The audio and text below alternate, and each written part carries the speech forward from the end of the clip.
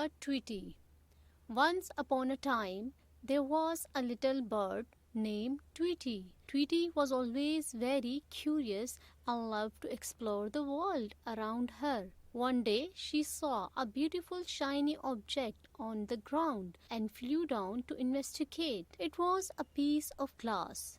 Tweety picked it up and put it in her nest, thinking it would make a nice decoration. But as the day passed, Tweety's nest became more and more uncomfortable. The glass piece was sharp and poked her, and it became hard to sleep or rest.